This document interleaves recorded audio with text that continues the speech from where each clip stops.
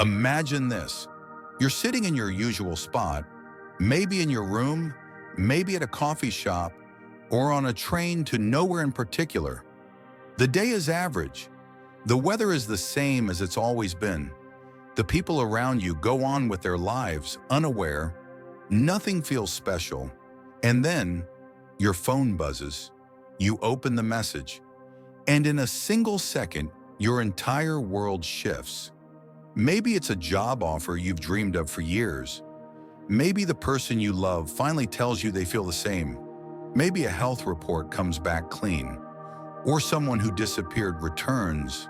Or the opportunity of a lifetime just fell into your lap. Whatever it is, it's exactly what you've been hoping for. And instantly, your whole body changes. You're still sitting in the same seat, but the way you breathe is different. You look around and notice beauty in the most ordinary things. Your back straightens. You smile without trying. The future doesn't scare you. It invites you. But here's the twist. Nothing else changed. The world outside remained the same. Only your perception transformed. That feeling, that surge of aliveness, that invincible lightness in your chest, that quiet certainty that everything is going to be okay now. Why does it only get to visit you on special occasions? Why don't we ever ask ourselves, what if I chose to feel like that, even without the news? Because here's the truth. Most of the time, we are not reacting to reality. We are reacting to our beliefs about reality, and belief is malleable. This video is not about pretending that life is perfect. It's about remembering that joy, confidence, calm, and power are not rewards. They are tools. They are available right now, whether or not the world gives you a reason. And when you start acting as if you already got the best news of your life, something strange happens. People start treating you differently. You notice opportunities you once ignored. You stop chasing proof and you start creating it. Because maybe the best news of your life is that you don't have to wait for good news to feel alive anymore. Let's start with the raw truth. Your brain doesn't know the difference between what's real and what's vividly imagined. Think about that for a second. If you close your eyes right now and imagine biting into a sour lemon, really imagine it. The acidity, the sharp taste hitting your tongue. You might actually start to salivate.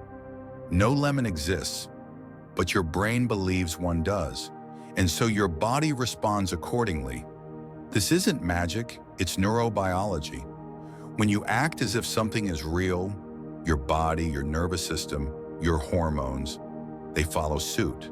And over time, your consistent acting as if rewires your brain to make it real. There's a name for this: neuroplasticity. Your brain is constantly forming new neural pathways based on repeated experience. Not just physical experience, but mental experience. This is why elite athletes visualize their performances before competitions. It's why surgeons mentally rehearse operations. And it's why you, right now, have the power to rewire how you see your life just by changing what you emotionally and mentally rehearse every day. If you always walk through your day expecting bad news, bracing for failure, or assuming that no one cares, you are training your mind to only see those things. The brain develops a kind of tunnel vision. It deletes what doesn't align with your expectations.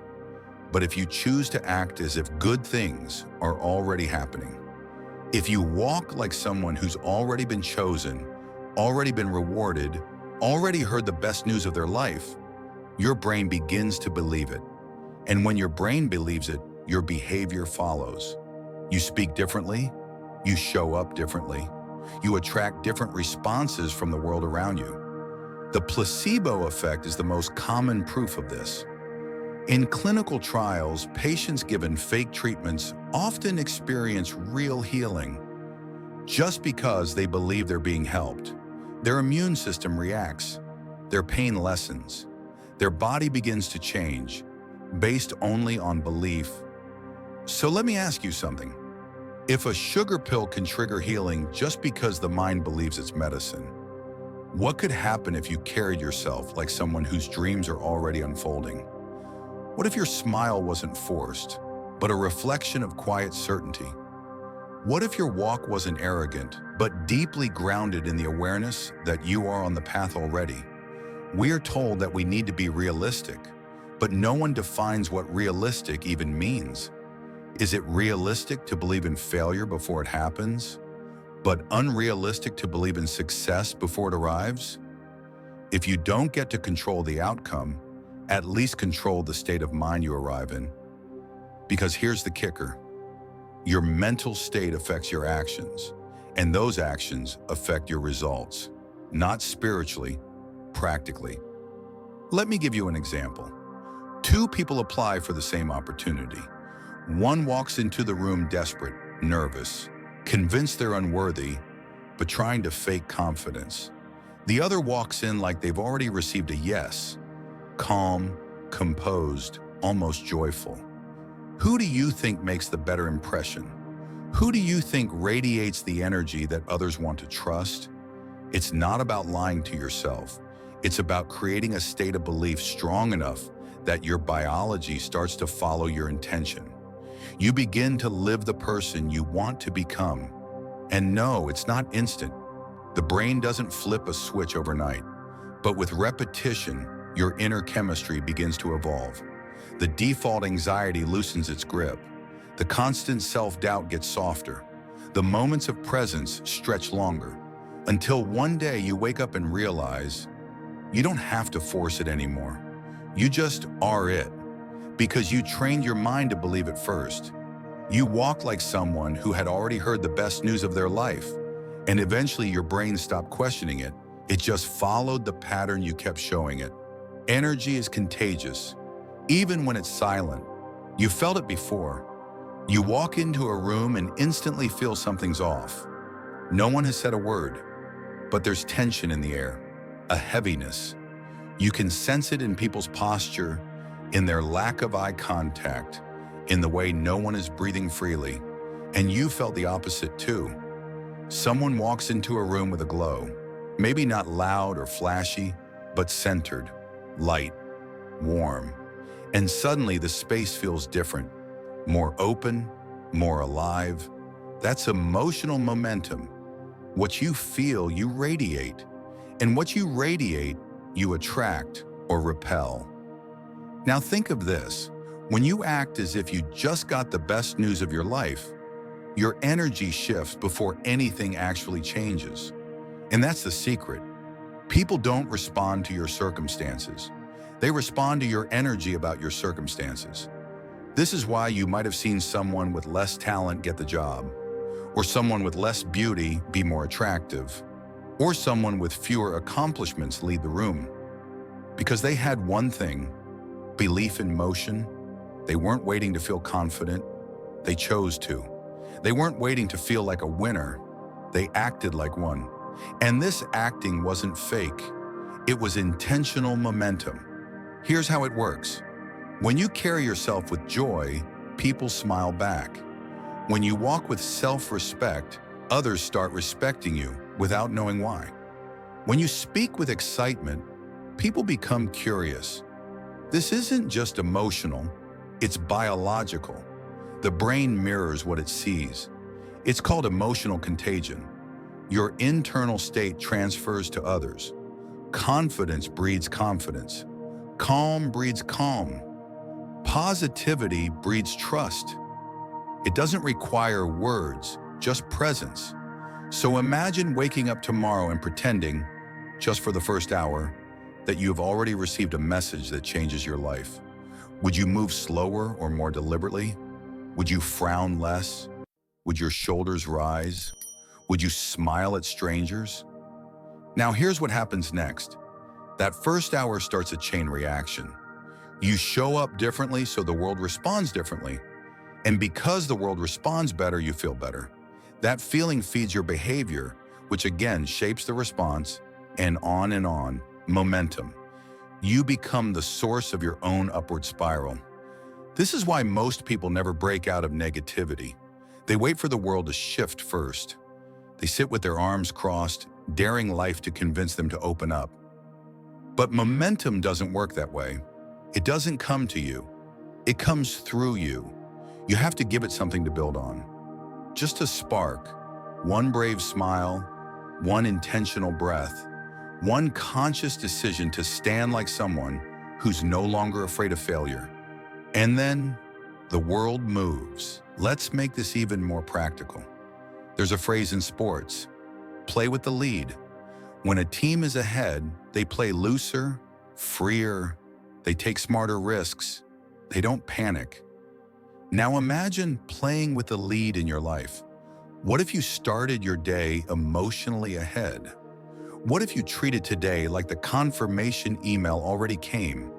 The love already found you. The dream already started unfolding. Would you still apologize for your presence? Would you still shrink in your interactions? Would you still doubt the timing, or would you breathe easier? Would you finally give the world the version of you that was buried under waiting? Here's the most powerful part. You don't need anything external to start. Just emotion, intention, repetition. And yes, there will be days when it feels impossible. Days when acting as if feels like lying to yourself. Days when you want the world to give you one reason, just one, to keep going. But those are the days it matters most. Because when you refuse to collapse inward, when you choose to stand, to smile, to walk tall in spite of the silence, you send a message, not just to the world, but to your own mind. I'm not waiting anymore. And that message builds momentum. 1 hour becomes a day becomes a week becomes a new identity, and suddenly the world isn't responding to the old you, the waiting, shrinking, apologizing you. It's responding to the you who already got the news, because you believed it first. Here's a secret most people don't realize. You don't act according to who you are. You act according to who you believe you are. And that belief is not set in stone. It's written in chalk, and every thought, every behavior, every choice you make rewrites the lines. So if you wake up and tell yourself, I'm not good enough, I'm always unlucky, I'm behind everyone else, then your brain, obedient and loyal, looks for ways to prove it true. That becomes your identity, not because it's real, but because it's repeated. Identity isn't a label, it's a loop. It's the pattern you keep confirming, the story you keep telling, the character you keep playing even when the scene has already changed. And the moment you start acting as if you've received the best news of your life, you disrupt that loop because you're no longer responding to your past identity. You're stepping into a new one, and that's uncomfortable. That's the part no one tells you. At first, it feels fake. You'll walk with confidence and immediately hear the voice in your head whisper, "Who do you think you are?" You'll smile at yourself in the mirror and hear, "You're pretending." You'll try to raise your standards and you'll feel guilt, fear, maybe even shame for daring to believe you're worth more. That resistance, that's your old identity fighting for survival. But if you keep acting as if, day after day, it loses power, slowly you start writing new mental associations, new memories, new muscle memory. Eventually the smile isn't forced, the back isn't slouched, the eyes aren't searching for validation, you just are. You become the version of yourself that used to only exist in your imagination. Let me explain this with something you already know. Method acting. When actors prepare for a role, the most committed ones don't just pretend, they become. They alter their speech, their walk, their posture, their sleep patterns. Some even stay in character for months, and by the end of filming, something strange happens. They forget how to go back. They've absorbed the identity. Now imagine if you were the actor. And the character you're playing? Someone who just got the best news of their life. Every day, how would you speak? How would you treat strangers? Would you still apologize for wanting more? Would you still tolerate the things that drain you? Would you still sabotage your own momentum? Probably not. You'd carry yourself differently, because that's what identity does. It shapes your standards, and your standards shape your life. The truth is, you've already been method acting your current identity, just unconsciously. You've repeated the same thoughts. You've spoken about yourself a certain way. You've worn the same emotional posture for so long that it feels natural. But natural doesn't mean true. And it definitely doesn't mean permanent. When you act as if, you're not being fake. You're being future you before the world catches up. And eventually, if you keep going, the world does catch up, because people begin to treat you based on how you treat yourself. Opportunities notice those who walk like they belong. Love is drawn to those who aren't chasing it for permission to feel whole. Everything shifts when you stop acting like you're waiting and start behaving like you've already received what you once begged for. Here's a simple but life-altering practice. Each morning, for just 5 minutes, embody the person who just got exactly what they needed. Stand in front of the mirror. Smile, not because you feel like it, but because you're practicing. Say thank you out loud, as if something beautiful just arrived. Take 3 deep breaths, like someone who's not in survival mode anymore.